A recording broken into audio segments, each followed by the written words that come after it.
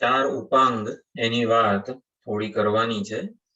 वेद चार वेद छे, एना 6 वेदांग छे अने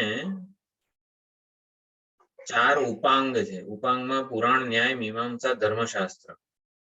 એટલે ધર્મશાસ્ત્રમાં આજે સવારે જે મનુસ્મૃતિ, યાજ્ઞવલ્ક્ય સ્મૃતિ વગેરે જે બધી વાત આવે છે, તો આટલા બધા આચાર્યોએ સ્મૃતિ ગ્રંથોની રચના કરેલી છે. મનુ, યાજ્ઞવલ્ક્ય, અંગીરા, વસિષ્ઠ, દક્ષ, પરાશર, શાતાતપ, ગૌતમ, શંખલિખિત હારિત, આપસ્તંભ, ઉશનસ, કવિનામ ઉશના કવિ, 10મા અધ્યાયમાં જે કહે છે ઉશનસ એ, પછી વ્યાસ, કાત્યાયન, બૃહસ્પતિ, દેવલ, નારદ, પૈઠીનસી.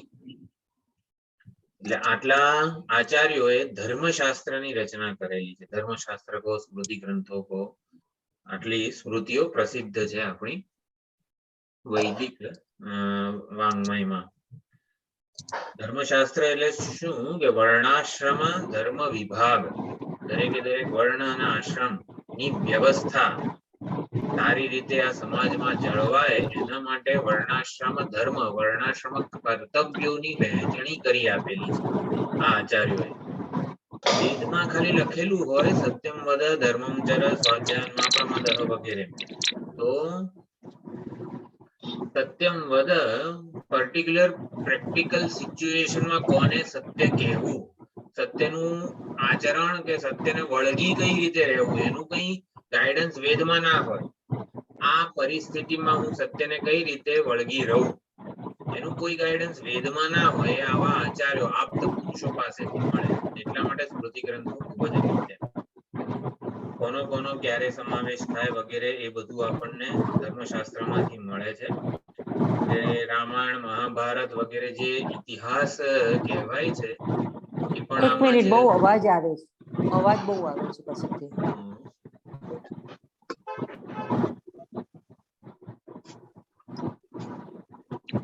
રામાયણ, મહાભારત વગેરે ઐતિહાસિક ગ્રંથો પણ આમાં જ આવે છે. અને મંત્રશાસ્ત્ર વગેરે ઘણા બધા શાસ્ત્રોનો આ ધર્મશાસ્ત્રમાં સમાવેશ થઈ જાય છે. 4 ઉપવેદ, 4 ઉપવેદમાં આયુર્વેદ છે. આયુર્વેદ, ધનુર્વેદ, ગાંધર્વ વેદ અને અર્થશાસ્ત્ર 4 ઉપવેદ છે. એટલે 4 ઉપવેદમાં આયુર્વેદ, ધનુર્વેદ, ગાંધર્વ વેદ અને અર્થશાસ્ત્ર એનો સમાવેશ થાય છે. આયુર્વેદના પરંપરાગત જે રચયિતા છે બ્રહ્માજી, એ સૌથી પહેલા એનો ઉપદેશ આપ્યો આયુર્વેદનો. બ્રહ્માજી, પ્રજાપતિ, અશ્વિની કુમારો, ધન્વંતરી અવતાર, પછી ઇન્દ્ર. એટલે એની આયુર્વેદ પરંપરા છે. જેમ નારાયણમ પદ્મભૂષિષ્ઠમ શક્તિમ ચ તત્પુત્ર પરાશરં ચ. આપણી બોલાવે શેખરભાઈ. હા, શેખરભાઈ કઈ કહે છે? नहीं, दिस इज रिकॉर्डिंग. 4 उपवेद में त्रीजी कौन सी है? મને પોતાને અવાજ કેમ મારો ઓછો આવે? તમારો પણ મને ઓછો આવે. મારામાં બીજા અવાજ પણ બહુ આવે છે. ડિસ્ટર્બન્સ બહુ આવે છે એટલે ડિસ્ટર્બન્સ બહુ હવે બંધ થયો ડિસ્ટર્બન્સ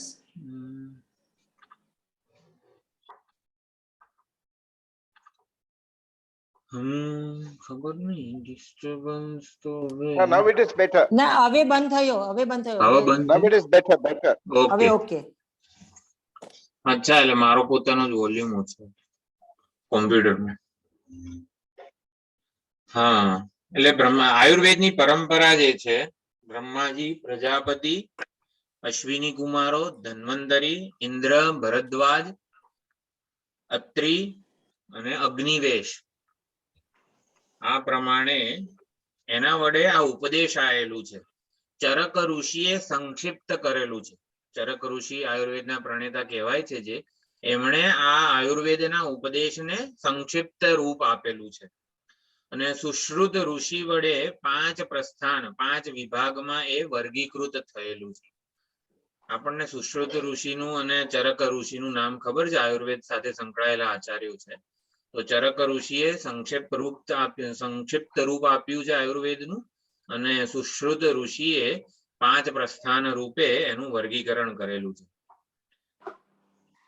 વાત્સ્યાયન ઋષિનું જે આયુર્વેદ અંતર્ગત જ છે કામશાસ્ત્ર એની રચના શેના માટે કરી છે? જો આ દરેક શાસ્ત્ર જે છે એ વૈદિક છે. આપણા બધા આચાર્યો વેદને વરેલા હતા અને એટલે મનુષ્યના કલ્યાણ માટે જ હતું. તો આ જે કામશાસ્ત્રની રચના વાત્સ્યાયન ઋષિએ કરી છે વૈરાગ્ય માટે જ કરેલી છે.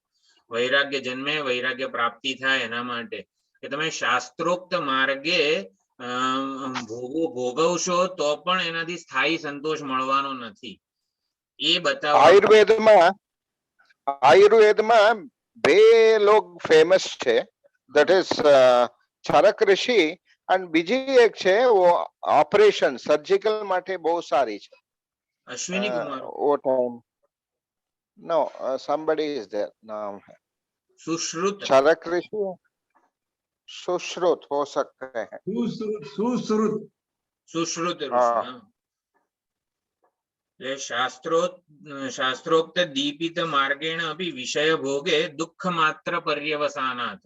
કોઈ પણ શાસ્ત્રનું પ્રયોજન શું છે? આવી રીતે વૈરાગ્ય જન્મે જે તે ભોગો માટેથી અને એમાંથી પછી એ માણસ આત્માભિમુખ સુખ શાંતિ સલામતીની શોધ એની બહાર થતી બંધ થાય અને એ પોતે પોતાનામાં સુખ શાંતિ સલામતી શોધે એને અંતર્મુખ બનાવવા માટે જ આપણા બધા શાસ્ત્રોની રચના થયેલી છે. પછી ચિકિત્સા આયુર્વેદમાં જ આ બધા શાસ્ત્રોનો અંતર્ભાવ છે. એ ચિકિત્સા શાસ્ત્ર રોગ અને એનું સાધન. કોઈ પણ રોગ આપણને તાવ આવે છે એ શેના લીધે આવે છે? રોગ અને એનું સાધન એટલે કે એ શેના લીધે જન્મે છે અને રોગ નિવૃત્તિ અને એનું સાધન. રોગ નિદાન, રોગનું આપણને કયા કારણે જે છે ઉત્પન્ન થયો છે અને રોગ નિવૃત્તિ અને એનું સાધન એનું જ્ઞાન આ ચિકિત્સા શાસ્ત્રમાં આપેલું છે. પછી બીજો વેદ છે ધનુર્વેદ. ધનુર્વેદનું વિશ્વામિત્ર ઋષિએ 4 વિભાગમાં આખું વર્ગીકરણ કરેલું છે ધનુર્વેદ. ધનુર્વેદ વિશે પણ ઘણી જાણવા લાયક વસ્તુઓ છે. ધનુર્વેદ એટલે ખાલી બાણ ચલાવતા કેવી રીતે આવડે એને ધનુર્વેદ નથી કીધું. સમગ્ર શસ્ત્ર અસ્ત્ર વિદ્યા જે છે એટલે મુક્ત, અમુક્ત, મુક્તામુક્ત, મંત્રમુક્ત આટલા આયુધો છે. જેમ અત્યારે આપણી પાસે જે ડિફેન્સ સિસ્ટમ છે એ કેટલી બધી સુંદર. આ missile, ballistic missile, direct air two air missile, આવા બધા કેવા જુદા જુદા ડિફેન્સના ભાગ છે આપણા. તો એવી જ રીતે આ ધનુર્વેદમાં પણ મુક્ત, સુદર્શન ચક્ર વગેરે છોડવાનું હોય મુક્ત. પછી અમુક્ત એટલે ગદા અને તલવાર હાથમાં પકડી રાખીને લડવાનું હોય. પછી મુક્તામુક્ત શલ્ય બાણ વગેરે જે છે એકવાર હાથમાં પકડી રાખવાનું પછી છોડવાનું, મુક્ત અમુક્ત. પછી મંત્ર મુક્ત બ્રહ્માસ્ત્ર વગેરે જે છે મંત્ર વડે આયુધનું ધ્યાન કરી આયુધમાં એ મંત્રની શક્તિ, દેવતાની શક્તિનું આવાહન કરીને છોડવાનું હોય છે. મંત્ર મુક્ત કહેવાય એને. આ બધા જ પ્રકારના આયુધો બ્રહ્માસ્ત્ર, વૈષ્ણવાસ્ત્ર, પાશુપતાસ્ત્ર, આગ્નેયાસ્ત્ર અને પ્રાજાપત્યાસ્ત્ર આટલા મેઇન મુખ્ય 5 જે છે એ બધા આયુધો એ સર્વોપરી માનવામાં આવે છે. એટલે એ બધાની વિદ્યા એમાં છે. એટલે પ્રથમ વિશ્વામિત્રએ 4 પાદમાં ધનુર્વેદની રચના કરી. તો પહેલા પાદમાં આટલા આયુધોની વાત છે. બીજા પાદમાં સર્વ શસ્ત્ર વિશેષ અને આચાર્યોનું લક્ષણ. આપણને બ્રહ્માસ્ત્ર જોઈતું હોય તો પછી બ્રહ્માજીની આરાધના કઈ રીતે કરવાની એ બધું દરેકે દરેક આચાર્યોની આરાધના એનું વિશેષ આયુધ. કૃષ્ણ ભગવાન વિષ્ણુ ભગવાન છે તો સુદર્શન ચક્ર. પછી વિષ્ણુ ભગવાન પાસે આપણે ત્રિશૂળ માંગીએ એવું ના ચાલે. આપણે જે પ્રત્યેક આપણા જે દેવતા છે એ આયુધ વિશિષ્ટ છે. દરેકને પોતાનું એક સ્પેશિયલ આયુધ છે. શિવજી પાસે ત્રિશૂળ છે, પાશુપત વગેરે. એટલે સર્વ શસ્ત્ર વિશેષ એટલે બધા વિશેષ શસ્ત્રો અને એમના આચાર્યો. કેવું કહેવાય કે ત્રિશૂળ એ શિવજીએ સિદ્ધ કરેલું છે એટલે એ પ્રમાણે આચાર્યોનું પણ કથન લક્ષણ આ દ્વિતીય પાદમાં છે.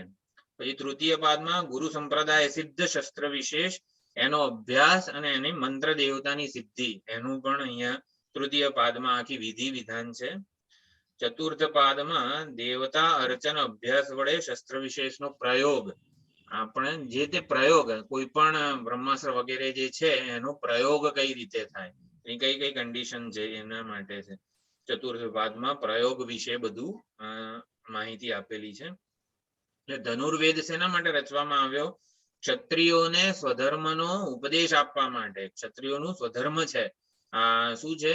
બ્રાહ્મણાદિ ત્રૈવર્ણ જેટલા પણ છે બધાનું રક્ષણ પાલન પોષણ જે છે એ ક્ષત્રિયોની જવાબદારી છે.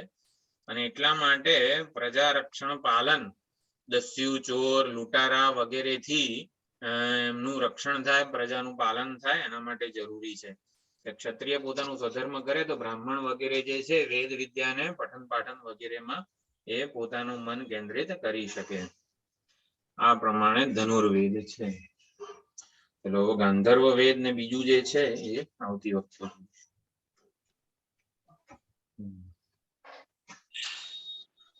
ઓમ સહના ભવતુ સહનૌ ભુનક્તુ સહ વીર્યં કરવાવહૈ તેજસ્વિનાવધીતમસ્તુ મા વિદ્વિષાવહૈ. ઓમ શાંતિ શાંતિ શાંતિ. હરિ ઓમ શ્રી ગુરુભ્યો નમઃ. હરિ ઓમ. સદાશિવસમારંભાં શંકરાચાર્યમધ્યમાम् अस्मदाचार्यपर्यन्तां वन्दे गुरुपरम्परां वन्दे गुरुपरम्पराम्. ॐ नमो भगवते वैवस्वताय मृत्यवे ब्रह्मविद्याचार्याय नचिकेतसे च.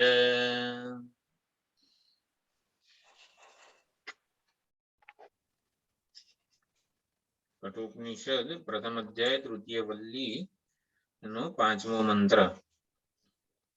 તો જીવન રથ પરમાત્માની પ્રાપ્તિ રૂપી ગંતવ્ય સ્થાન ઉપર જે યાત્રા છે આપણા મનુષ્ય જીવનની યાત્રા એનું સુંદર માર્ગદર્શન આ બધા શ્લોકોમાં યમરાજા આપી રહ્યા છે. એનું સંચાલન સુપેરે થાય એના માટે પણ જે માર્ગદર્શન જોઈએ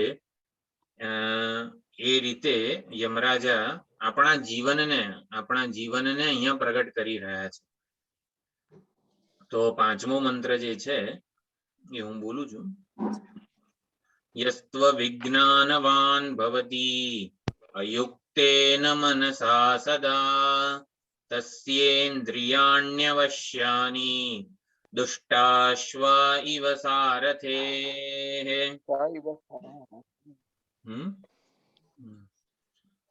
યહ તુ અવિજ્ઞાનવાન ભવતી અયુક્તેન મનસા સદા. જેની બુદ્ધિમાં આ જે જીવન યાત્રા જે છે જીવન રથની જે યાત્રા છે એ અવિવેકમાંથી વિવેક તરફની છે. અવિવેકમાંથી વિવેક તરફની યાત્રા મનુષ્ય માત્ર જન્મના જાયતે શુદ્રઃ સંસ્કારાદ દ્વિજ ઉચ્યતે વેદાધ્યાયી ભવેદ વિપ્રઃ બ્રહ્મ જાનાતિ બ્રાહ્મણઃ. તો જન્મીએ ત્યારે આપણે આપણા પૂર્વના જે કંઈ સ્વભાવ લઈને જન્મેલા છીએ તે શુદ્ર જ હોઈએ છીએ. શુદ્ર એટલે શું કરવું જોઈએ શું ન કરવું જોઈએ એનું કોઈ ભાન ના હોય એટલે બાળક જે છે બાળક બુદ્ધિ વગેરે શુદ્ર કહેવાય. કારણ કે વિવેક હોતો નથી. પછી ધીમે ધીમે સંસ્કારાત દ્વિજ ઉચ્યતે, એને સંસ્કાર ઉપનયન સંસ્કાર વગેરે કરવામાં આવે ત્યારે એને દ્વિજ કહેવાય છે. વેદાધ્યાયી ભવેદ વિપ્રહ, વેદનું અધ્યયન થાય, બુદ્ધિમાં વિવેક પ્રાપ્ત થાય, શું જાણવું જોઈએ, શું ન જાણવું જોઈએ, શું કરવું જોઈએ, શું ન કરવું જોઈએ વગેરે વિવેક પ્રાપ્ત થાય એટલે વિપ્ર કહેવાય છે. અહીંયા બુદ્ધિમાં વિવેક સૌથી વધારે અગત્યનો છે. એના ઉપર ચર્ચા ચાલી રહી હતી. સ્વાભાવિક કર્મ અને સ્વાભાવિક ચિંતન એ જે છે એ કોઈ પણ હિસાબે સાધક મુમુક્ષુના જીવનમાં ન હોવું જોઈએ. એટલે સ્વાભાવિક જે મૂલ્યો કે વ્યવહારમાં આપણે હંમેશા એક સભાનતા પૂર્વકનું આપણો વ્યવહાર હોય એ જરૂરી છે. તો સભાનતા આવે ક્યારે? સ્વાભાવિક કર્મ અને સ્વાભાવિક ચિંતન જે છે એને જરા પણ અવકાશ ન મળે.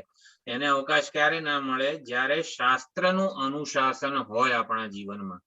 શાસ્ત્રનું, આચાર્યનું, ઈશ્વર વિષયક સમજનું કે ધર્મનું, આ ચાર વસ્તુઓનું અનુશાસન હોય કે આપણે એમના અંડરમાં હોઈએ. શાસ્ત્ર કહે છે ને માટે આ હું કરીશ કે આ મારે કરવું જોઈએ. એટલે શાસ્ત્ર, ઈશ્વર, આચાર્યો અથવા ધર્મ, ધર્મ પણ જે છે એ તો ઈશ્વર વચન જ છે. એ પ્રમાણે એના અનુશાસનમાં આપણે હોઈએ તો એ વિવેક જાગે છે બુદ્ધિમાં. એના વગર વિવેક જાગતો નથી.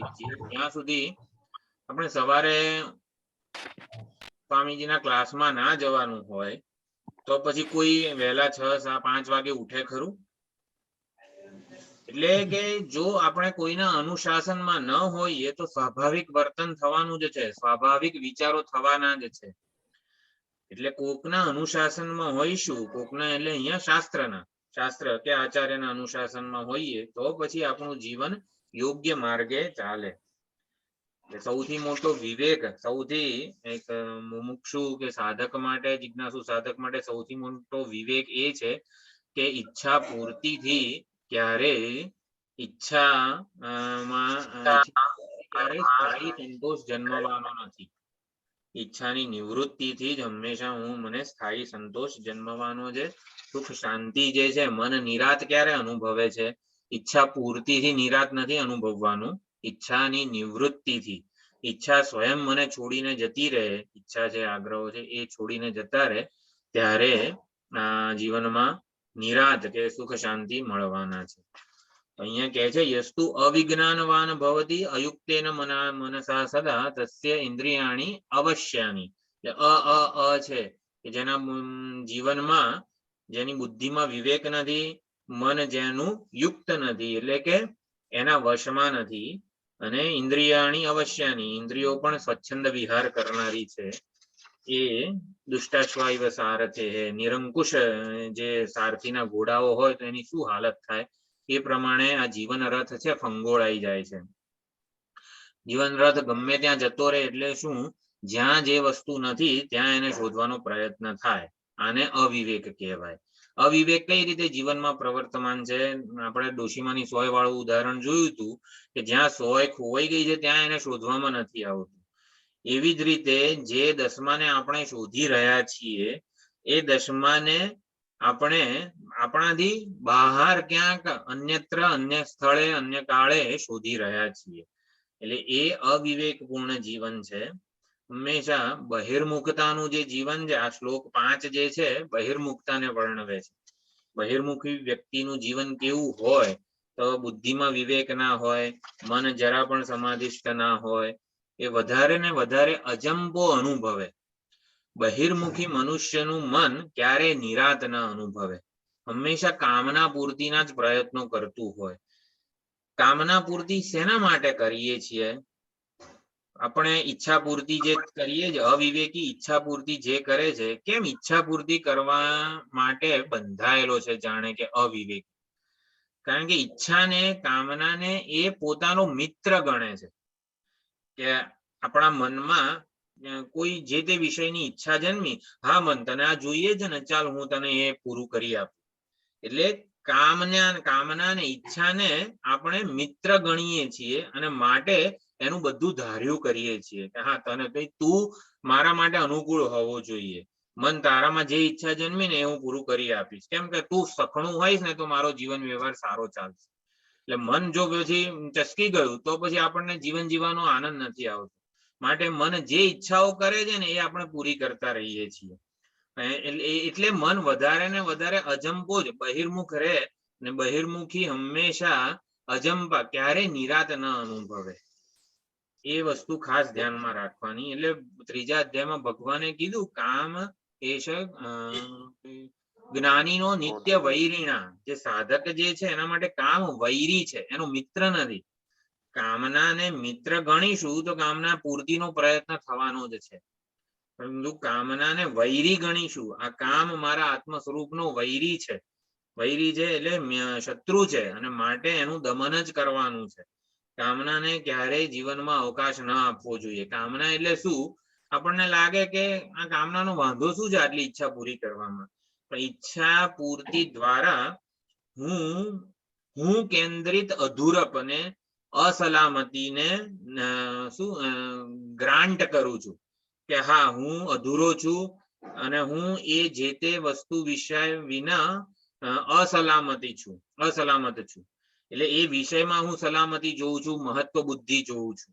જે તે વિષય ભોગવવાનો વાંધો નથી જરા પણ એ વિષયને ભોગવતી વખતે કયો વિચાર કે કયું ચિંતન થાય છે કે એ વિષય મારા કરતા વધારે મહત્વનો છે, એ વિષયને લીધે હું સલામત બનીશ.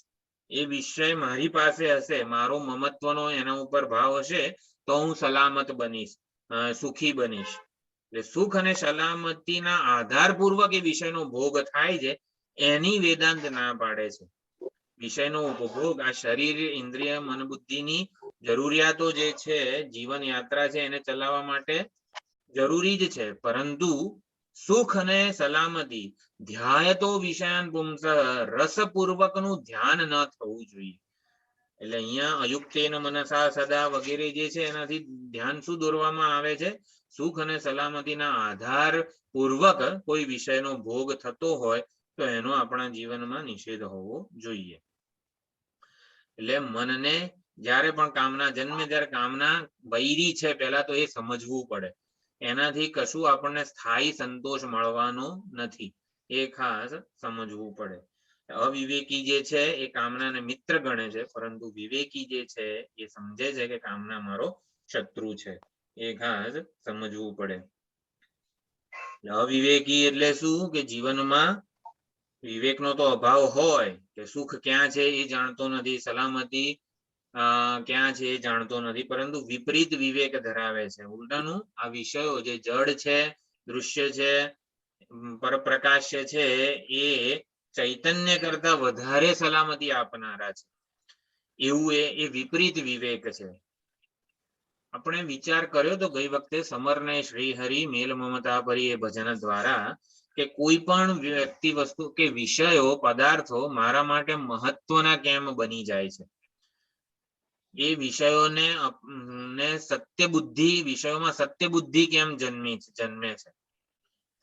જે કોઈ પણ મને ઈષ્ટ હોય એ વ્યક્તિ, વસ્તુ, પરિસ્થિતિમાં સત્ય બુદ્ધિ, મહત્વ બુદ્ધિ જન્મે છે. અનાત્મામાં આત્મબુદ્ધિ અને નામ રૂપાત્મક જગતમાં સત્ય બુદ્ધિ કેમ જન્મે છે? કોઈ બી આ પેન મારા માટે ખૂબ જ મહત્વની છે, આના વગર મને ચાલે નહીં, આના સિવાયની એક પણ પેન મને લખતા ફાવે નહીં, એટલા માટે આ મારા માટે ખૂબ મહત્વની છે. તમે માગો તોય હું આ પેન તમને ના આપું. એટલે એટલું મને આ પેન માટે બહુ રાગ છે, મારા માટે બહુ જ મહત્વની છે, આસક્તિપૂર્વક હું આ પેન સાથે જોડાયેલો છું. તો કેમ? એટલે દ્રષ્ટા ક્યારે દૃશ્ય જડ એવી પેન સાથે જોડાય? ચૈતન્ય છે, હું ચૈતન્ય સ્વરૂપ આત્મા છું, એ પોતાની સલામતી એક આ જડ વસ્તુમાં જોઈ રહ્યું છે, પોતાનું મહત્વ, અનુકૂળતા એક આ જડ વસ્તુમાં જોઈ રહ્યું છે. કઈ રીતે જુએ? દ્રષ્ટા મમોભાવ, પણ શેના માટે?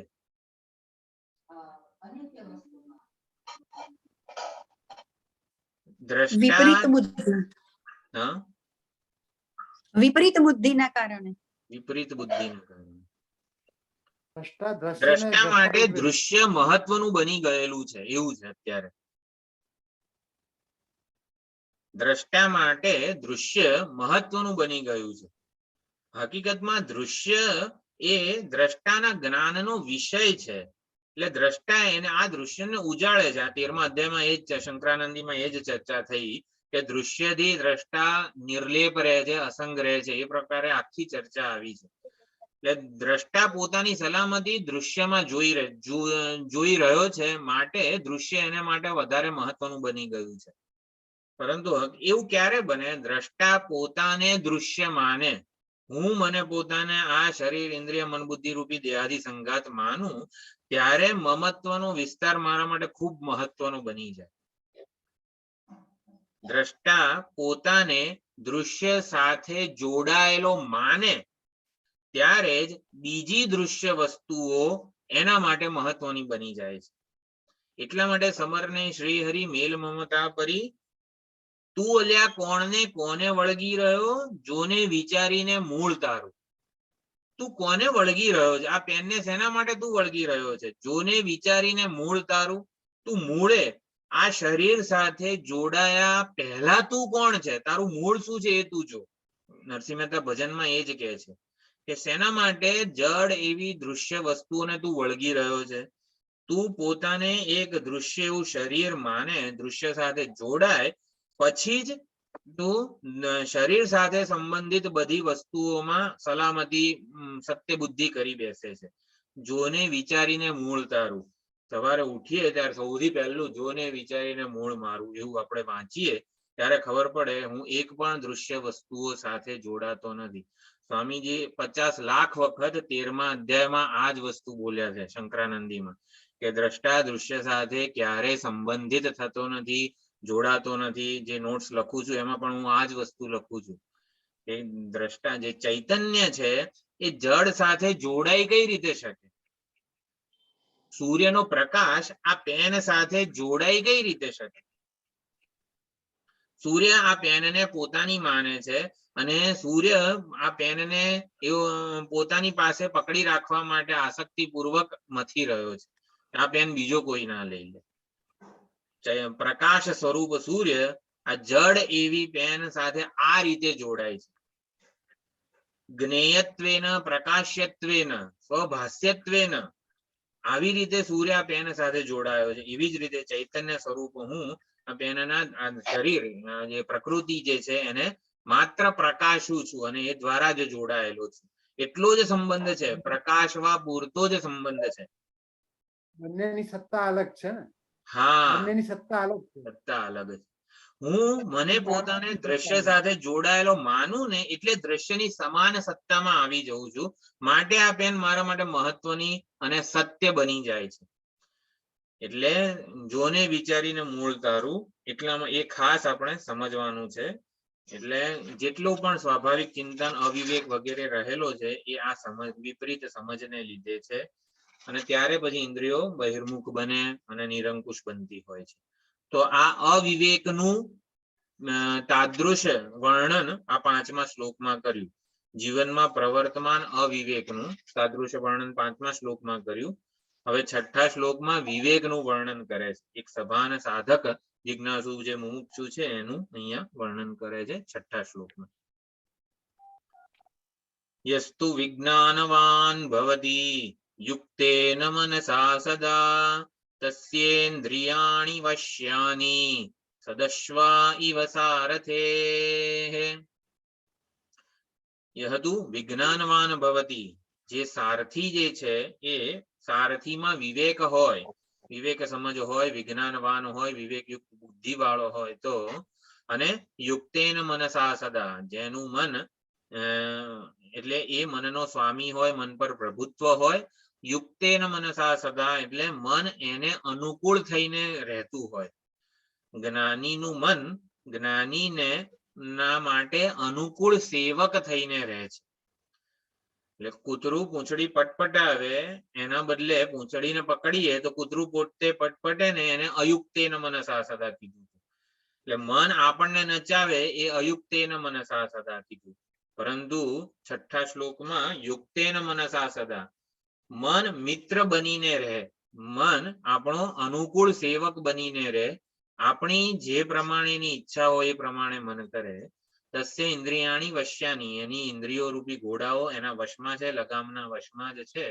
સદશ્વા ઇવ સારથે હે, સદશ્વા જે ટ્રેન્ડ ઘોડા હોય એ રીતે સારથી જે પ્રમાણે જે દિશામાં જવા માંગે છે એ રીતે એ જાય. અહીંયા વિજ્ઞાનવાન ભવતી જે વાત કરી, જેના જીવનમાં સમજ છે. જો બે વસ્તુ છે આપણા સાધક મુમુક્ષુના જીવનમાં, એક સમજ છે, બુદ્ધિમાં સમજ છે, અને મનમાં એટલે અને સમજ અને સંસ્કાર આ બે વસ્તુ છે. તો બુદ્ધિ સમજ પ્રમાણે વર્તે છે અને મન સંસ્કાર પ્રમાણે વર્તે છે. મન સંસ્કાર પ્રમાણે જ વર્તવાનું હોય તો બુદ્ધિની સમજનું કામ શું છે આપણા જીવનમાં? બુદ્ધિમાં બધી સમજ છે આપણને સમજણ ના પડતી હોય એવું એકે વસ્તુ છે આપણા શાસ્ત્રોમાં. જ્યારે આચાર્યો સમજાવે ત્યારે બધી સમજણ તો પડે જ છે. સમજ અને સંસ્કાર આ બે વસ્તુ છે. તો સમજ એટલે ઇન્ટેલેક્ચ્યુઅલ ફેકલ્ટી, એને બુદ્ધિ કહેવાય છે. અને સંસ્કાર કો, વાસના કો કે ચીલાઓ કો એ મન, હેબિચ્યુઅલ ફેકલ્ટી અથવા તો ઇમોશનલ ફેકલ્ટી. 1960 સુધી બધા આઈક્યુ ઇમોશનલ કોશન્ટ જ ગણતા હતા. પછી 1960માં એ પાશ્ચાત્ય દેશોમાં શોધ થઈ કે ઇન્ટેલેક્ચ્યુઅલ કોશન્ટ ની સાથે સાથે પણ ઇમોશનલ કોશન્ટ નામની એક વસ્તુ છે. ઇમોશનલ કોશન્ટ ઇક્યુ ની શોધ આપણા આચાર્યોએ તો ક્યારની આ ઇમોશનલ મેચ્યોરિટી વગેરે જે કહેવાય છે, અંતઃકરણની પરિપક્વતા, એ તો કેટલા બધા જ આપણા ઉપનિષદોમાં એનો ઉપદેશ થયેલો છે. યજ્ઞેન દાનેન તપસાના શકેન વગેરે. નિષ્કામતા, નિસ્વાર્થતા, મૂલ્યો, આ બધો જે છે ઉપદેશ અહીં વગેરે આ ઇમોશનલ કોશન્ટની વાત છે. ઇમોશનલ કોશન્ટ કહો કે હેબિચ્યુઅલ ફેકલ્ટી કહો, એટલે મન સંસ્કાર પ્રમાણે વર્તવાનું છે. અને બુદ્ધિમાં સમજ છે અને મન સંસ્કાર પ્રમાણે જ વર્તવાનું છે. તો પછી બુદ્ધિની સમજનો મન ક્યારે ઉપયોગ કરી શકે ખરું? મન સંસ્કાર પ્રમાણે જ વર્તવાનું છે. બુદ્ધિની ગમે તેટલી સમજ હોય પરંતુ મન સંસ્કાર તરફ જ જોવાનું છે, આમ સમજ તરફ જોવાનું જ નથી. તો પછી આ બધું ભણવાનો શું ફાયદો?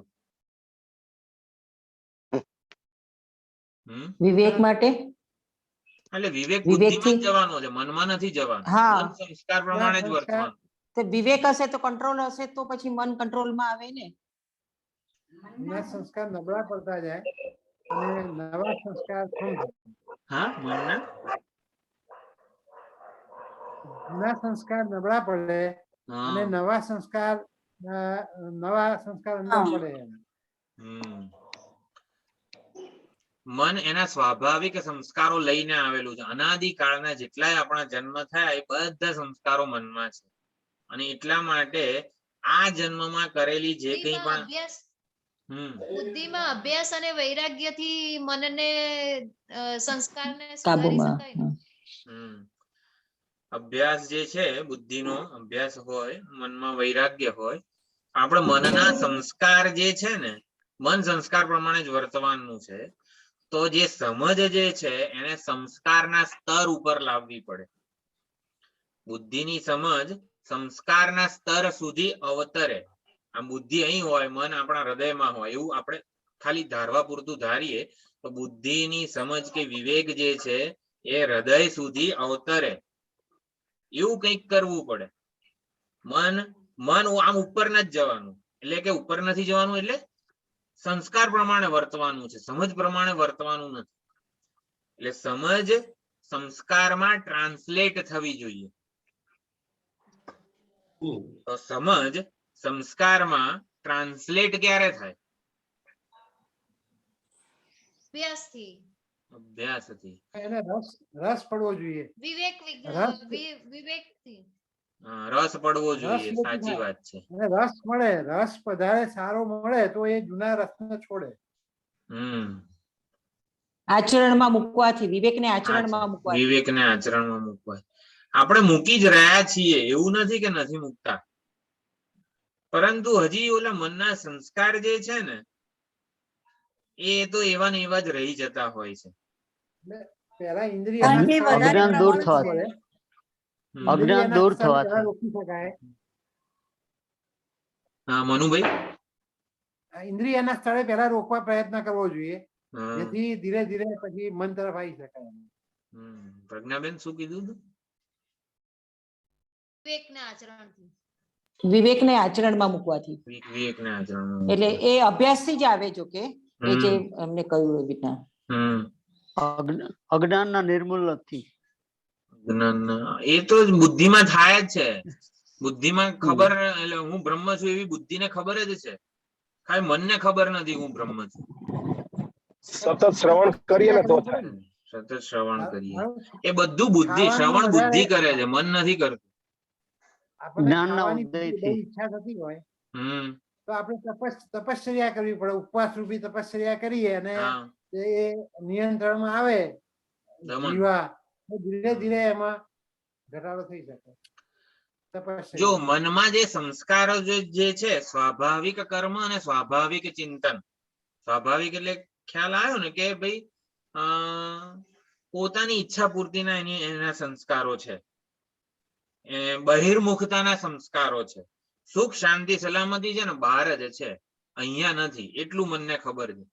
માટે સુખ શાંતિ સલામતી માટે જ મન બહાર જાય છે, બીજા બધા માટે મન અંતર્મુખ રહે છે. આપણે શું કરવાનું છે? સુખ શાંતિ સલામતી જ એની માટે opposite. અંદર રહે, બાકીના બધા માટે ભલે ને બહાર જાતું, એનો વાંધો નથી. તો સુખ શાંતિ સલામતી માટે જ મન અંતર્મુખ બને ને એના માટે આપણે આગળ વિચાર કર્યો અનુશાસન. શાસ્ત્ર, આચાર્ય, ઈશ્વર કે ધર્મનું અનુશાસન જ્યારે હશે ને ત્યારે જ સમજ સંસ્કારમાં ટ્રાન્સલેટ થશે. એટલે અનુશાસન એટલે કે અનુશાસન ખૂબ જ મહત્વનું છે આપણા જીવનમાં, કે આપણે કોઈની શરણમાં હોઈએ અને એ આપણા જીવનની કમાન સંભાળે. શું છે? નૃદેહ માધ્યમ સુલભમ કેવટ આપણા જીવન રથના, આપણું જે નૌકા મળી છે મનુષ્ય દેહ રૂપી, એના ગુરુ કર્ણધારમ, કર્ણધાર કેવટ જે છે એ ગુરુ છે. એટલે ગુરુજી આપણું, એટલે હે ગુરુજી તમે મારા જીવનનું અનુશાસન કરો, એટલે કે શાસિત કરો મને. મને સ્વચ્છંદી નથી રહેવું, મને હવે અનુશાસિત રહેવું છે. શાસ્ત્ર પ્રમાણે, આચાર્ય પ્રમાણે અનુશાસનમાં હોઈએ ને ત્યારે જ સમજ સંસ્કારમાં ટ્રાન્સલેટ થાય. અને એટલા જ માટે sort of control. यस, पर कंट्रोल करने वाला मैं नहीं हूं, वो है आचार्य है, शास्त्र है, ईश्वर है.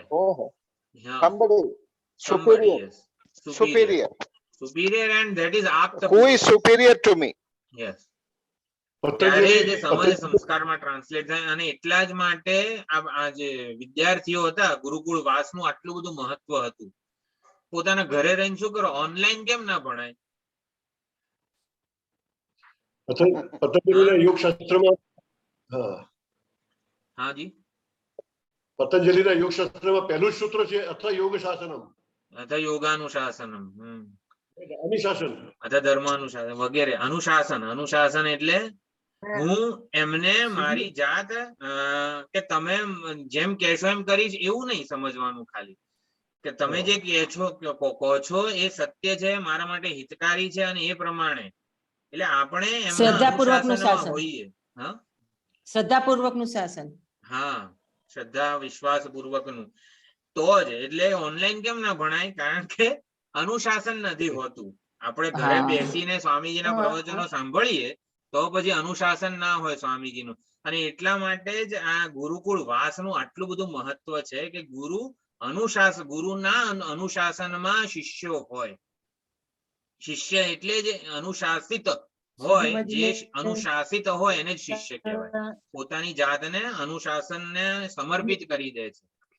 અને એટલે આ છઠ્ઠો શ્લોક એટલે અનુશાસન એવું સમજી લેવાનું. એટલે યસ્તુ વિજ્ઞાનવાન ભવતિ, આ બધું, આ વિજ્ઞાનવાન બધો વિવેક હોય ને મન એને અનુસરનારું હોય, સ્વાધીન ક્યારે બને? અનુશાસન થી જ બને. પછી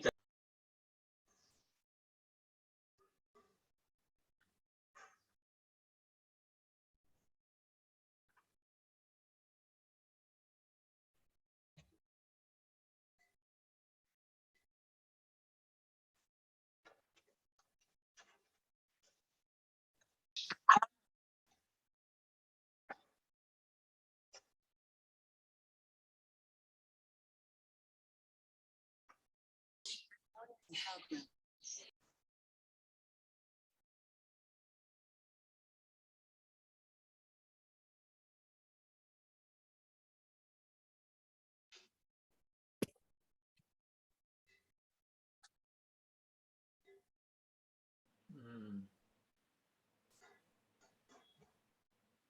શ્રવણ વગેરે જે છે, શ્રવણની સાધના આપણી એ પણ ગુરુની સન્નિધિમાં સમક્ષ સન્મુખ, ગુરુ સન્મુખ બેસીને કરવાની છે.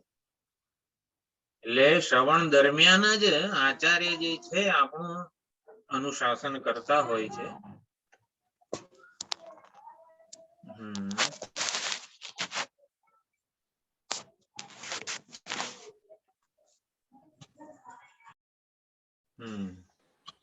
એટલે વિજ્ઞાનવાન ઇન્દ્રિયાણામ બાહ્ય વિષયેષુ પ્રવૃત્તિ નિવારણ સાધન જ્ઞાન યુક્ત. કયું વિજ્ઞાન છે બુદ્ધિમાં? ઇન્દ્રિયો સ્વાભાવિક રીતે વર્તન ના કરે, મન અને ઇન્દ્રિયો સ્વાભાવિક રીતે જે બહાર જતા રહે છે એ ન જાય એનું જ્ઞાન છે બુદ્ધિમાં. વિવેક છે. ઇન્દ્રિયાણી સ્વાધીનાની, સ્વાધીન છે શિક્ષિતઃ અશ્વાહ વશવર્તિનઃ ભવંતી. એ ટ્રેન્ડ ઘોડાઓ હોય કેવા વશમાં હોય, આપણું કયું કરનારા હોય, આપણને અનુકૂળ હોય, એવી રીતે આખું સમગ્ર વ્યક્તિત્વ જે છે એ આવી રીતે અંતર્મુખ હોય. આ જેટલા પણ 4 શ્લોકો છે એમાં પ્રત્યેક પ્રવણતા, પ્રવણતા એટલે એના તરફ પ્રત્યેક આત્મા અંતર્મુખતાનું નિરૂપણ થયેલું છે. આ જે અંતર્મુખતાની યાત્રા છે એનું સુંદર રીતે નિરૂપણ થયેલું છે. એ અવિવેક માંથી વિવેક તરફની જે યાત્રા છે એનું એ રીતે સુંદર નિરૂપણ થયેલું.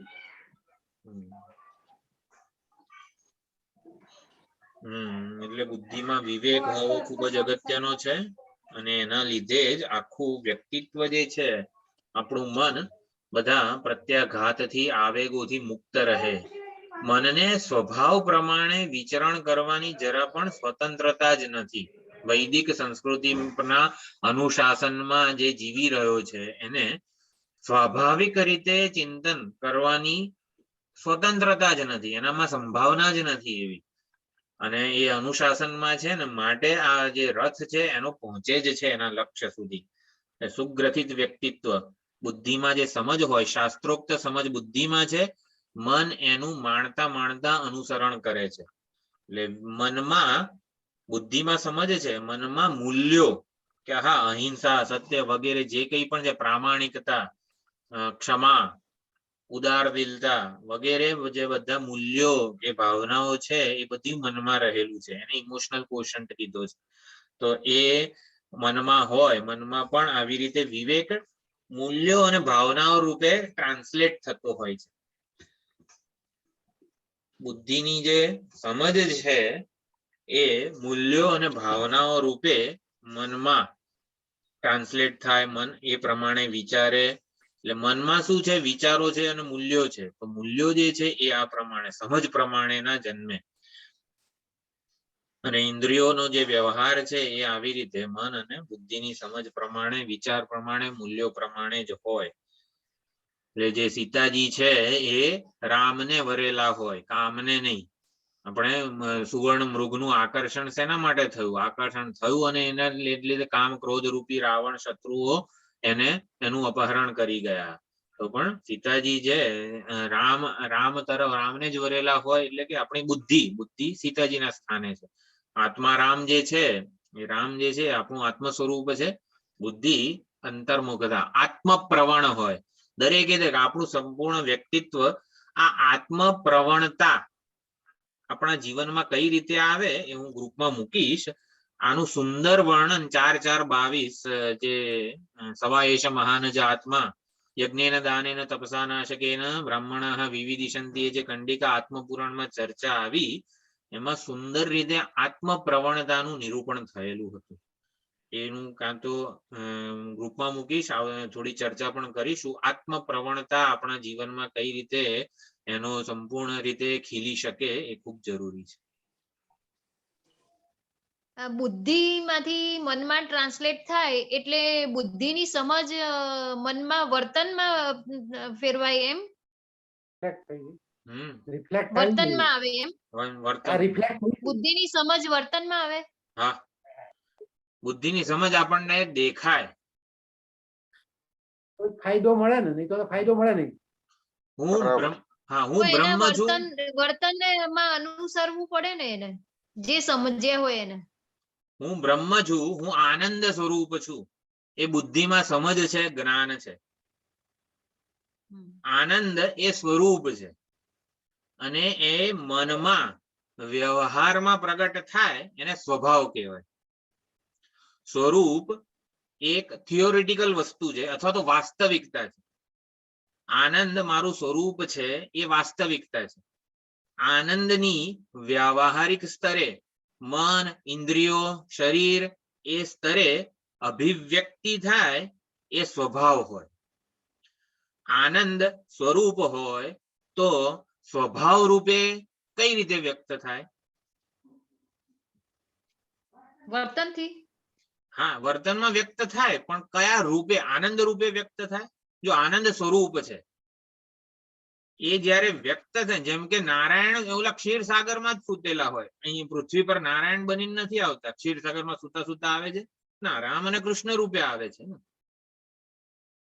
સ્વરૂપ નથી આવતું, સ્વભાવ આવે છે નીચે. આનંદ સ્વરૂપ છે, એની વ્યવહારમાં અભિવ્યક્તિ કઈ રીતે થાય છે? સંતોષ, સંતોષ રૂપે. શાંતિ, હમ. શાંતિ, સુખ પ્રેમ, શાંતિ પ્રેમ, અને પ્રેમ. સલામતી. મન પ્રસન્ન રહે. પ્રસન્નતા. ચલો, આનંદ છે, પ્રસન્નતા છે. સુખ Behavior. રૂપે વ્યક્ત. બિહેવિયર ઇઝ સુખ ઓલ્સો રૂપ. સમ સ્વભાવ. આનંદ સ્વરૂપ છે, અંતર્મુક્તા. સ્વભાવ શું છે? હા, અંતર્મુક્તા. નહીં. અંતર્મુક્તા આવે. પ્રેમ. પોતાનો પ્રેમ. સ્વાર્થ ઓછો પ્રેમ એ થાય સ્વભાવ અને છે. બીજા માટે કઈક ઉદારતાનો ભાવ જાગે.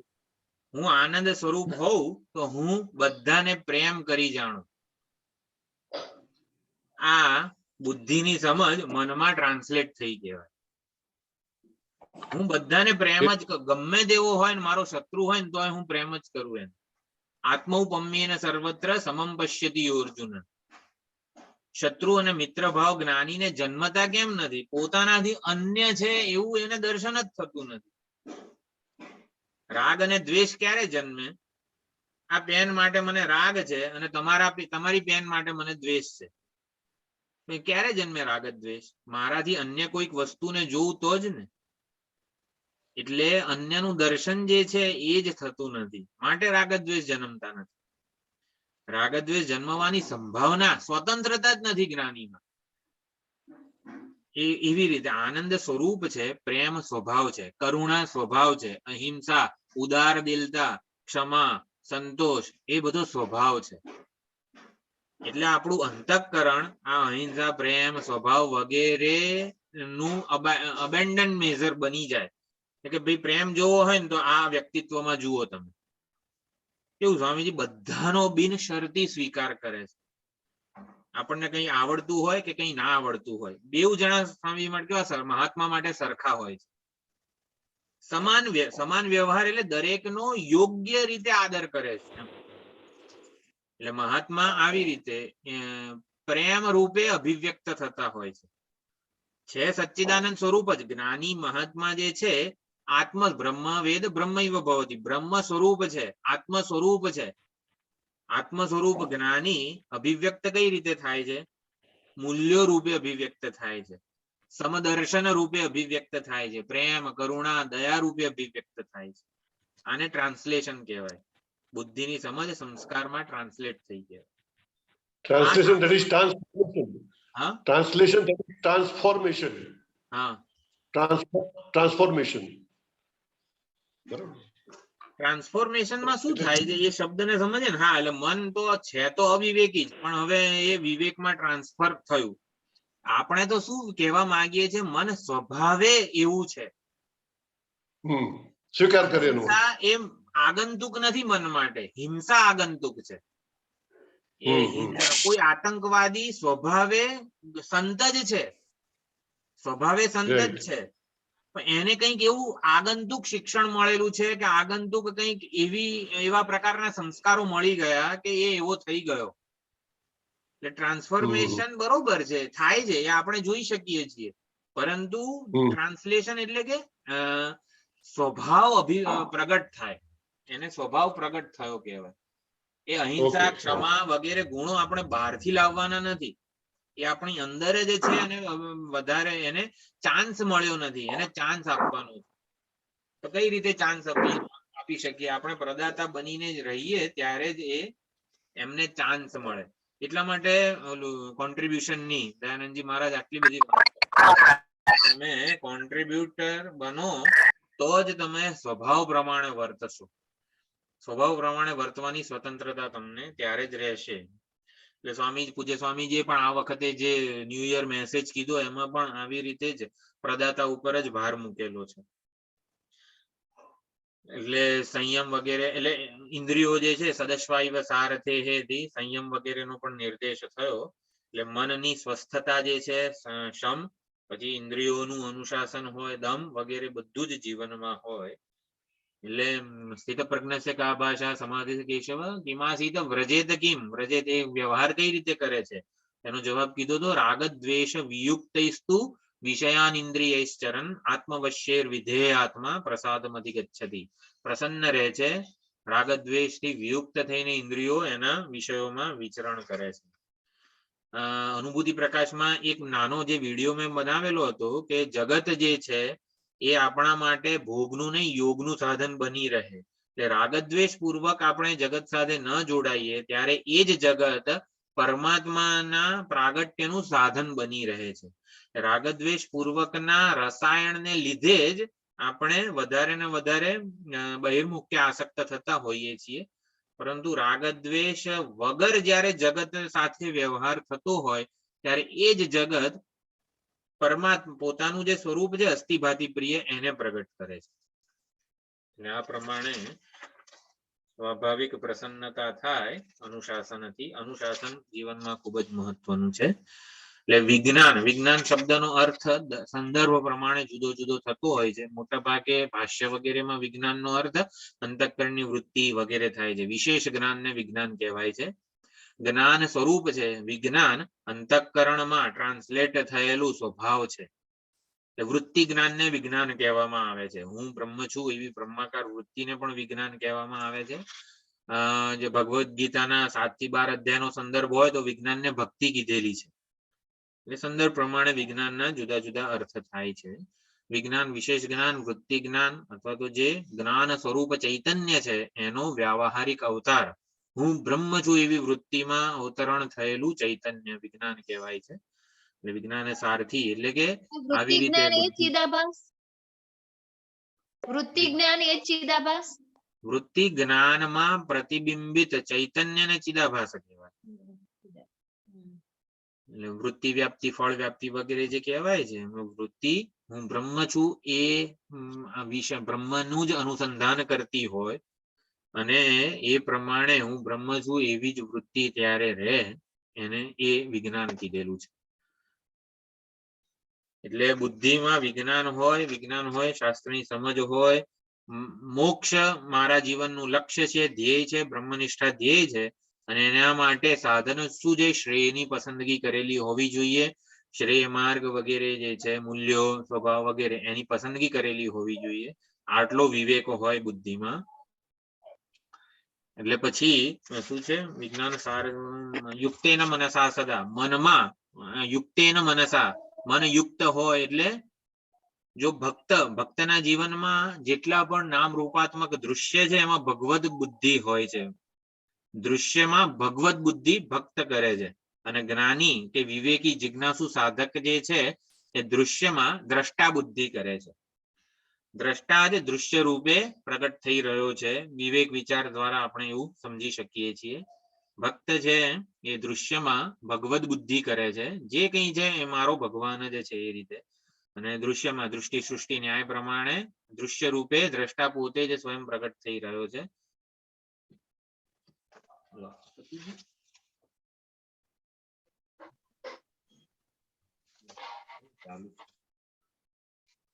એટલે યુક્તેન મનસા સદા સ્વાભાવિક વર્તન જે છે, સ્વાભાવિક કર્મ, સ્વાભાવિક ચિંતન, એને આપણા જીવનમાં જરા પણ અવકાશ ન હોવો જોઈએ એવું ખાસ કહેવામાં આવેલું છે. વિવેક અને અવિવેકનું પાછું 7મા અને 8મા શ્લોકમાં સુંદર રીતે વર્ણન કરે છે. તો 7મો શ્લોક એમાં અવિવેકનું અશુચિ એક નવો પદ છે ખાલી, અને અવિવેકીની ગતિ શું થાય છે, અને 8મા મંત્રમાં વિવેકીની શું ગતિ થાય છે એ કહે છે. તો 7મો મંત્ર છે યસ્ત્વ વિજ્ઞાનવાન ભવતી અમનસ્ક સદા શુચિઃ ન સતત પદમાપ્નોતિ સંસારંચાધિગચ્છતિ. તો જેની બુદ્ધિમાં વિવેક નથી, અવિજ્ઞાનવાન જે છે એ, વળી અમનસ્ક, મન પણ જેનું નિયંત્રણમાં નથી, સ્વાધીન નથી, અને એ સદા અશુચિ, એ હંમેશા અપવિત્ર જ રહે છે, હંમેશા અપવિત્ર જ રહે છે. એ તત્પદને, તે પદને ક્યારે પામતો નથી. સંસારમ ચાધિગચ્છતિ, સંસારમાં જ ભમ્યા કરે છે. જન્મ મૃત્યુના ચક્રમાં વારંવાર એ આવી રીતે એનું અધપતન જ થતું હોય છે. એટલે જેની બુદ્ધિરૂપી સારથી વિવેક નથી, અવશ મન વાળો છે, મન એનું વશમાં નથી, એ હંમેશા અપવિત્ર જ રહે છે. પુનરપી જનનમ પુનરપી મરણમ એનું થયા જ કરે છે. તો અપવિત્રતા, અહીંયા એક નવો શબ્દ છે સમજવાનો છે, સદા અશુચિ. દૃશ્ય સાથે જ્યારે પણ જોડાયેલો હોઉં હું, ત્યારે હું મને પોતાને દૃશ્ય જેવો જ કલ્પી લઉં છું, અને ત્યારે હંમેશા અપવિત્ર જ રહેવાનું છું. વિવેક ચૂડામણીમાં શ્લોક છે શવાકારમ યાવદ ભજતી મનુજસ્તાવત અશુચિઃ પરેભ્યસ્યાત ક્લેશઃ જનન મરણ વ્યાધિ નિરયાઃ. શવાકારમ યાવદ, શવ એટલે મળદા આકારના આ શરીરને જ્યાં સુધી હું બુદ્ધિથી પકડી રાખ્યું છે, ત્યાં સુધી માણસ અપવિત્ર જ રહેવાનો છે. આપણને રોજ સવારે સ્નાન કરીએ છીએ અને કે આપણે એવું કે ચલો આપણે શુદ્ધ અને પવિત્ર થઈ ગયા, પણ જ્યાં સુધી આ શરીરને હું માનેલું છે ત્યાં સુધી ગમે તેટલું નાહવાથી પવિત્રતા આવવાની નથી. સદા અશુચિ, અહીંયા સદા પછી બે અવગ્રહ છે, અશુચિ એટલે ક્યારે શરીરને હું માનીને પવિત્ર થઈ શકવાના નથી આપણે.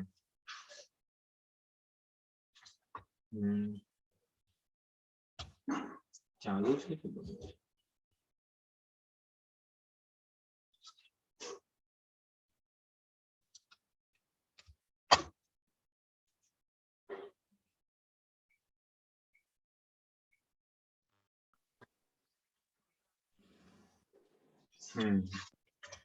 એટલે અવિવેક હોય ત્યારે કેવી રીતે અશુચિ રહેતી હોય છે એનો આપણે અભ્યાસ કરેલો જ છે. અમનસ્ક એટલે મન પર પ્રભુત્વ ના હોય, મન સ્વચ્છંદ, મન અને ઇન્દ્રિયો સ્વચ્છંદ વિચરણ કર્યા કરે, એના ઉપર કોઈ પ્રકારનો કાબુ ના હોય, છૂટો દોર અપાયેલો હોય. અવિવેક હોય ત્યાં સુધી કે પછી દેહ ભાવ હોય ત્યાં સુધી અશુચિ છે? દૃશ્ય સાથે જોડાયેલા છીએ આપણે, હું ને દૃશ્ય રૂપે કલ્પેલો છે, દૃશ્યને હું માનેલું છે, એટલે એ દેહ ભાવ અવિવેક છે જ ત્યાં છે. સુધી ને? અધ્યાસ, દેહાભિમાન અચ્છા. છે ત્યાં સુધી અશુચિ રહેવાની છે. દેહાભિમાન એટલે અધ્યાસ. અધ્યાસ શેના લીધે થાય છે? અવિવેકને લીધે. અવિવેક શેના લીધે છે? અજ્ઞાનને લીધે. અજ્ઞાનમાંથી અવિવેક, અવિવેકમાંથી અધ્યાસ, અધ્યાસમાંથી મિથ્યા ભ્રમ, હું પુરુષ છું, હું મનુષ્ય છું, એ બધા ભ્રમ કહેવાય છે. એટલે અવિવેક, અવિદ્યા, અવિદ્યામાંથી અવિવેક, અવિવેકમાંથી અધ્યાસ, અધ્યાસમાંથી મિથ્યા બુદ્ધિ, મિથ્યાભિમાન, ભ્રમ વગેરે બધું જન્મે છે. અને ત્યારે અશુચિ, શરીરને હું માનીને ક્યારે પવિત્ર થઈ શકવાના નથી આપણે, એટલે અશુચિ, હંમેશા અશુચિ જ રહેવાની છે. તો અવિવેકી જે છે એ હંમેશા અશુચિ જ રહેતો હોય છે. અવિવેકી કઈ રીતે અશુચિ જ રહે? એ ક્યારે પવિત્ર કેમ ના બને? તો અવિવેક જ્યાં સુધી છે ત્યાં સુધી કર્મની ખંજવાળ, અજંપો એ ક્યારે જંપીને બેસી શકવાનો નથી. વાંદરો ક્યારે શાંત રીતે કોઈ દિવસ બેસી ના શકે. અવિવેકનું વર્ણન કરવા માટે શાસ્ત્રમાં સુંદર ઉદાહરણ આપેલું છે. અવિવેકી દેહાભિમાની જે છે, મર્કટસ્ય સુરાપાનમ તન્મધ્યે વૃશ્ચિક દંશનમ. એક તો વાંદરો સ્વભાવથી ચંચળ હોય, એ કોઈ દિવસ એક જગ્યાએ સ્થિર બેસી ના શકે, એક ડાળીએ સ્થિર બેસી ના શકે. એમાં એને દારૂ પીધેલો હોય. દારૂ પીધેલો હોય તો કેટલો બધો એ વિફરે. અને એમાં એને પાછું વૃશ્ચિક દંશનમ, શું વૃશ્ચિક એટલે વીંછીનો ડંખ એને મારેલો હોય. ત્યારે શું છે, યદ્વા ભવિષ્યથી તદ્વા ભવિ, પછી જે થાય ને કઈ કહેવાય નહીં, એ ગમે તે કરે. એવી રીતે અવિવેકી કોઈ દિવસ નિરાત અનુભવી ના શકે. વાંદરાની આવી જે સુરાપાન અને વૃશ્ચિક દંશ સાથેની જે હાલત છે એવી અવિવેકીની હોય, અને માટે એ ક્યારે શાંત બેસી ના શકે. તો કઈ રીતે વાંદરાની જેમ ખંજવાળતો હોય? તો કે કર્મ કરતી વખતે વાસના પ્રેરિત એનું કર્મ હોય. ઈચ્છા પૂર્તિ માટે એ કર્મ કરે. એટલે કર્મ કરતા પહેલા વાસનાથી પ્રેરાઈને જે કર્મ કરે છે, આ વાસના છે. વાસના એટલે સુખ અને સલામતી મારે બહારથી મેળવવાની છે. એ બહિર્મુક્તા સૌથી મોટામાં મોટી અપવિત્રતા છે. ચૈતન્ય એ સુખ અને સલામતી માટે શા માટે બહાર જવું પડે? જળની શોધમાં જવું પડે. કે સૌથી મોટી અપવિત્રતા તો બહિર્મુક્તા જ છે. એટલે કર્મનો પ્રારંભ જ વાસનાથી થાય છે. હું મને પોતાને દેહ માનું અને દેહ હંમેશા અધૂરો ઊણો જ રહેવાનો, એમાંથી મુક્તિ માટે પાછો પ્રયત્ન કરું. એટલે આ જે સકામ ભાવના છે એ જ હકીકતમાં અશુચિ છે. કર્મ કરતા પહેલા વાસના રૂપે અશુચિ હોય. કર્મ કરતી વખતે કઈ અશુચિ હોય? કર્તૃત્વની. આ હું કરું છું એટલે કર્તૃત્વ ની અશુચિ હોય, ઘમંડ રૂપી અશુચિ હોય. જો રાવણને અશુચિ કહીએ તો પછી સીતાજીનું અપહરણ કરવાની જરૂર કેમ પડી? કામના, એટલે કે વાસનામાંથી એ વસ્તુ જન્મી હતી એટલે અશુચિ. પછી અભિમાન અને ઘમંડ પૂર્વક જ એને કે મને રામજી વળી મને શું કરી શકવાના હતા, ઘમંડ. એટલે ભગવાન એટલે આવી રીતે ઘમંડ અને અભિમાન કર્મ કરતી વખતે અવિવેકીના જીવનમાં અશુચિ રહેતી હોય છે. કર્મ કરતા પહેલા વાસના રૂપે, કર્મ કરતી વખતે અભિમાન અને ઘમંડ રૂપે. અને કર્મ કર્યા પછી એટલે રાવણ સુખી થયો કે ના, એને ગ્લાની, હર્ટ અને ગિલ્ટ ફિલિંગ હંમેશા ગ્લાની જ રહેતી હોય છે. કર્મફળથી હંમેશા ગ્લાની જ અનુભવવાનું. કર્મફળથી ક્યારે એ સ્થાયી સંતોષ એને મળવાનો નથી. આ પ્રમાણે અવિવેકીના જીવનમાં અશુચિ પ્રવર્તમાન છે. કર્મ કરતા પહેલા, કર્મ કરતી વખતે અને કર્મ કર્યા પછી પણ. એટલે આટલા માટે આપણે ઉપદેશ શાસ્ત્રમાં અત્યારે જે ચર્ચા ચાલી રહી છે અકાર્ય શેષ, એ કર્મ સાથે આત્મા સંબંધિત રહેતો નથી, જોડાયેલો નથી. એના માટે કયું કાર્ય શેષ હોઈ શકે વગેરે ચર્ચા આ જ કે છે કે અમને કર્મ નો ખ્યાલ જ અશુચિમાંથી જન્મેલો છે. અશુચિના થી વ્યાપ્ત થઈને જ કર્મ જન્મે છે. હવે એનાથી સદા મુક્ત છે આ જ્ઞાની મહાત્મા. અશુચિ આવી રીતે વાસના, પછી અભિમાન, ઘમંડ અને ગ્લાની, અને સૌથી વધારે આવેગો, પ્રત્યાઘાત પૂર્વકનું અવિવેકીનું જીવન હોય છે. આવેગાત્મક વર્તન કરતો હોય છે, અને એટલા માટે પણ એ અશુચિ જ છે. અને પછી ન સ તત્પદમ આપનોતિ સંસારમ ચાધિગચ્છતિ. એ સંસારને જ પ્રાપ્ત થાય છે. તત્પદને, પરમાત્મા રૂપી પદને ક્યારે પ્રાપ્ત થતો નથી. એટલી હદે એનું અધપતન થાય છે કે ઉદ્ધારની કોઈ સંભાવના પણ રહેતી નથી. અવિવેકીનું જીવન છે. વિવેક ચૂડામણીમાં શ્લોક આવે છે, જેમ ઓલી સીડી છે એના ઉપરથી આપણે ક્રિકેટના બોલને આમ જવા દીધો હોય તો કેવો છેક છેલ્લા પગથિયા સુધી એ જાતે આમ ઉતરતો જાય. એટલે પતનની જે સીડી છે, જેમ ધ્યાય તો વિષયાન બુદ્ધિનાશાત પ્રણશ્યતિ, બુદ્ધિનાશ થઈ જાય છે. પ્રણશ્યતિ કેમ કીધું છે? ભલે 2 પગ વાળો દેખાય, મનુષ્ય દેખાય, પરંતુ મનુષ્યપણું જ રહ્યું નથી એનામાં. અવિવેકનું આ છેલ્લું અધપતન છે કે હવે પછી મનુષ્ય જન્મ એનો એળે ગયો, અને અથવા તો જરાય સાર્થક થયો નહીં. આ અશુચિ એટલી બધી પ્રવર્તમાન છે જીવનમાં. અમનસ્ક, મનનું ઉપર કોઈ પ્રભુત્વ ના હોય ત્યારે આવું બધું થતું હોય છે. કલંકિત એટલે અધપતન એટલી હદે થઈ જાય છે કે પછી કોઈ ઉદ્ધારની સંભાવના પણ રહેતી નથી. એટલે બહિર્મુક્તા છે, કામના છે, અધૂરપ છે, સલામતી, નામ રૂપમાં સલામતી, નામ રૂપમાં મહત્વ બુદ્ધિ, આના જે સંસ્કારો છે એને ક્ષીણ કરવા જ જોઈએ, જેથી એને જરા પણ પ્રોત્સાહન ન મળે. એ ખૂબ જ અગત્યનું છે. અને પછી આવી રીતે અવિવેકની વાત કરી અને પછી 8મા શ્લોકમાં શુચિની વાત કરે છે. તો કઈ રીતે સાધકના જીવનમાં શુચિ પ્રવર્તમાન છે.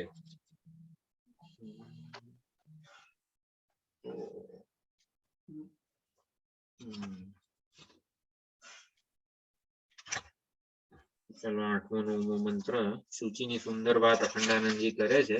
કયા દરેક સ્તરે આહાર શુદ્ધિ, કર્મ શુદ્ધિ, ભાવ શુદ્ધિ, વિચાર શુદ્ધિ, દૃષ્ટિ શુદ્ધિ. સાધકના જીવનમાં દ્રષ્ટિ પણ શુદ્ધ હોવી જોઈએ, વિચાર શુદ્ધિ, કર્મ શુદ્ધિ, આહાર શુદ્ધિ, ભાવના શુદ્ધિ. દરેકે દરેક વ્યક્તિત્વના સ્તરે શુદ્ધિ કઈ રીતે હોય એની સુંદર વાત કરે છે. તો એ આપણે આવતી વખતે જોઈશું. એક મિનિટ, નિષ્કલ અને નિષ્કલ એટલે જ અવિભક્ત. કળા એટલે વિભાગ. આ બે હાથની કળા કહેવાય. આ આંગળીઓ જે છે, કાંડું છે, કોણી છે, એ બધા વિભાગ કહેવાય, કળા કહેવાય. નિષ્કલ એટલે અવિભક્ત. આ શરીરમાં અવિભક્ત શું છે? શરીરના અનેક વિભાગ છે. વ્યવહારિક ચૈતન્ય તો બરોબર છે વિચારની દ્રષ્ટિએ, પરંતુ આ શરીરના આટલા બધા વિભાગો છે છતાં પણ અવિભક્ત શું છે વ્યવહારમાં? વેદાંત નથી કહેતો. નિષ્કળ કોને કહેવાય? શરીર શબ્દ, આખું શરીર શરીર. શબ્દ હું શરીર શરીર નિરવ્યય એટલે આ તો નિરવ્યય? નિરવયવ બરોબર. આ તો ગઈકાલ સાંજનો શંકરાનંદીનો સંદર્ભ છે. યથા પ્રકાશયત ત્યેકઃ કૃષ્ણમ લોકમ ઇમમ રવિઃ. આ શરીરને ઉજાળનાર જે પ્રકાશ છે ને એ નિષ્કળ છે. એ એટલે શરીરના અનેક અવયવો, કળાઓને પ્રકાશિત કરનારો રવિ, સૂર્યપ્રકાશ જે છે ને એ નિષ્કળ છે, નિરવયવ છે. એવી રીતે શરીરના વેદાંત માટે કહીએ તો શરીર આટલા વિભાગોમાં વહેંચાયેલા શરીરને ઉજાળનાર ચૈતન્ય સ્વયં નિષ્કળ છે, નિરવયવ છે, નિરાકાર છે. ક્ષેત્રમ ક્ષેત્રી તથા કૃત્સ્નમ પ્રકાશયતિ ભારત. એ પ્રમાણે નિષ્કળ એટલે વિભાગ રહે.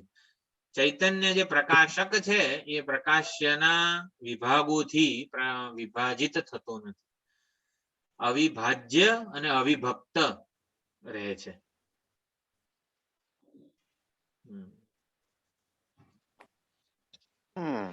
ઓમ પૂર્ણમદ પૂર્ણમિદં પૂર્ણાત પૂર્ણમુદચ્યતે પૂર્ણસ્ય પૂર્ણમાદાય પૂર્ણમેવાવશિષ્યતે.